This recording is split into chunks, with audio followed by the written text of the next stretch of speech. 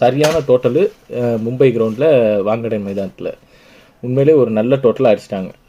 அதுக்கப்புறம் தான் second innings chasing ஆரம்பிக்குது. நெக்ஸ்ட்டு வந்து பார்த்தீங்கன்னா செகண்ட் இன்னிங்ஸில் இங்கிலாந்து பேட்டிங் ஆட வந்தாங்க.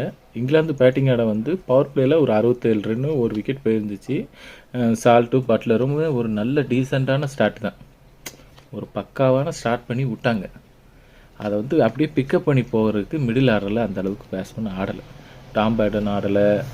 பெத்தல் வந்து 33 ரன் அடித்தார், அவ்வளோதான். ஹாரி ப்ரூக்கும் சரியாக ஆட முடியல.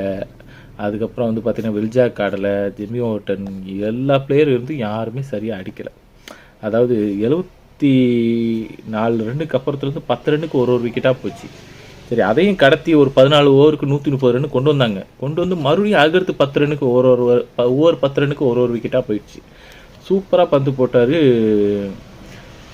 குடகேஷ் மோட்டி. அவர் வந்து 3 விக்கெட் எடுத்தார். அவர் வந்து சூப்பராக வந்து ரைட் ஹேண்ட் பேட்ஸ்மேனுக்கும் லெஃப்ட் ஹேண்ட் பேட்ஸ்மேனுக்கும் அருமையாக பந்து வீசுகிறாரு. எனக்கு தெரிஞ்சு பழைய வெஸ்ட் இண்டீஸ் டீம் அந்த மாதிரி ஆயிடுச்சு. வெஸ்ட் இண்டீஸ் ரொம்ப ஸ்ட்ராங்காக இருக்கிற மாதிரி தெரியுது. ஏன்னா ஃபஸ்ட்டு வெஸ்ட் இண்டீஸை பேட்டிங் ஆட விட்டிங்கன்னா அவங்களுக்கு ஏற்ற மாதிரி ஒரு ஸ்கோர் அடிச்சிடுறாங்க.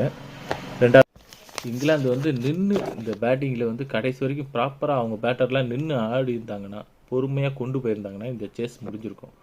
ஆனால் அவங்க ஒவ்வொருத்தரும் அவசரப்பட விக்கெட்டு தன்னால் வந்துக்கிட்டே இருந்துச்சு. ரோஸ்டன் சேஸும் பவுலிங்கில் வழக்கம் போல் ஒரு 2 விக்கெட்டை தூக்கிட்டார். இப்போ எல்லாருமே பவுலிங் அருமையாக போட்டாங்க. ரொமாரியோ செஃபோர்ட்டுக்கு ஒரு ஓவர் தான் கொடுத்துருக்காங்க. அதுவே அதிசயம். போன தடவை 5 விக்கெட் எடுத்தார் போன மேட்ச்சில். இருந்தாலும் இன்றைக்கி அவர் ஒரு ஓவர் கொடுத்து மற்ற எல்லாருமே போட்டு நல்லா பவுலிங் போட்டாங்க. சோசன் கோல்டர் ஓவர் மட்டும்தான் அடி விழுந்துச்சு.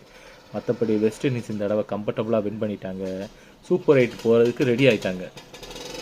வெஸ்ட் இண்டீஸ் வந்து சூப்பர் 8 போகிறதுக்கு வெஸ்ட் இண்டீஸ் தரமான முறையில் ரெடி ஆகிட்டாங்க. இங்கிலாந்து நிலைமை தான் இன்னும் பரிதாபமாக இருக்குது. இங்கிலாந்து இதுக்கப்புறம் வர 2 மேட்சும் ஜெயித்தாங்கன்னா உள்ளே வரலாம். இல்லைன்னா கண்டிப்பாக உள்ளே வந்தாலுமே கஷ்டம்தான் இங்கிலாந்துக்கு. ஏன்னா அந்த அளவுக்கு ரொம்ப வீக்காக தான் இருக்காங்க பவுலிங்கில்.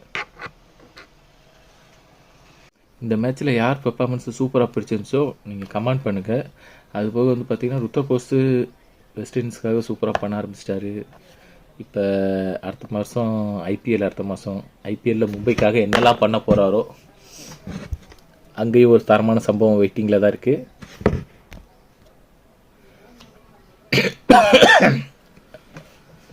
எல்லோரும் லைக் அண்ட் சப்ஸ்கிரைப் மறக்காமல் பண்ணிடுங்க. அதுபோக டெய்லி மார்னிங் வந்து பார்த்திங்கன்னா நம்ம 7 to 8 o'clock